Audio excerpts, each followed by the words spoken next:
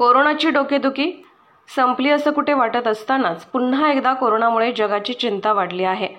जगात नवीन कोरोना व्हेरिएंटमुळे चिंता वाढली असताना आता भारतातही नवीन कोरोना विषाणूचा शिरकाव झाला आहे। सिंगापूरमध्ये कोरोना विषाणूच्या ओमायक्रॉन व्हेरिएंटच्या फ्लर्ट प्रकाराचे रुग्ण आढळले आहेत। आता भारतातही कोरोनाच्या फ्लर्ट व्हेरिएंटच्या रुग्णांची नोंद झाली आहे। भारतात नवीन फ्लर्ट व्हेरिएंटचा शिरकाव भारतात कोरोनाच्या नवीन फ्लर्ट व्हेरिएंटच्या 300हून अधिक रुग्णांची नोंद झाली आहे। यातील सर्वाधिक रुग्ण महाराष्ट्रात आढळले आहेत। महाराष्ट्रात ओमायक्रॉनच्या फ्लर्ट व्हेरिएंटचे सुमारे 100 रुग्ण आढळले आहेत। देशात फ्लर्ट व्हेरिएंटच्या 324 रुग्णांची नोंद झाली आहे।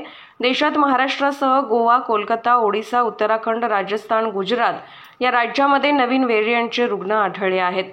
कोरोनाच्या नव्या लाटेने जगाची चिंता वाढवली। कोरोनाच्या ओमायक्रॉन व्हेरिएंटचा उपप्रकार समोर आला आहे। सिंगापूरमध्ये कोविडच्या नवीन लाटेचा उद्रेक झाला, त्यानंतर आता हा व्हेरिएंट जगभरात पसरताना दिसत आहे।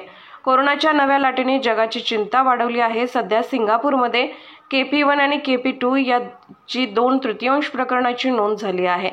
जून महिन्याच्या मध्य आणि शेवटच्या दरम्यान कोविडच्या लाटेचा उच्चांक दिसून येईल अशी शक्यता वर्तवण्यात आली आहे। सिंगापूरमध्ये सध्या एका दिवसात नवीन कोरोना व्हेरिएंटचे 25,000हून अधिक सक्रिय कोविड रुग्ण आढळून आले आहेत।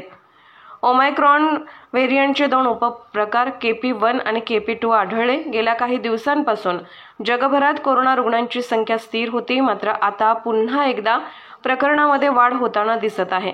अमेरिकन आरोग्य प्रशासन म्हणजेच US centre for disease control and प्रिव्हेन्शनच्या ताज्या अहवालानुसार कोरोनाच्या ओमायक्रॉन व्हेरिएंटचे 2 उपप्रकार KP1 आणि KP2 आढळून आले आहेत, ज्याला फ्रेंट व्हेरिएंट असं नाव देण्यात आलं आहे। युनायटेड स्टेट्स आणि सिंगापूरसह अनेक देशांमध्ये या नवीन कोरोना व्हेरिएंटची प्रकरणे वेगाने वाढत आहेत। वेगाने वाढणाऱ्या संसर्गामुळे सिंगापूरच्या आरोग्य मंत्रालयाने पुन्हा एकदा सर्व लोकांना मास्क घालण्याचे आवाहन केलं आहे। भारतातही हा व्हेरिएंट हातपाय पसरताना दिसत आहे।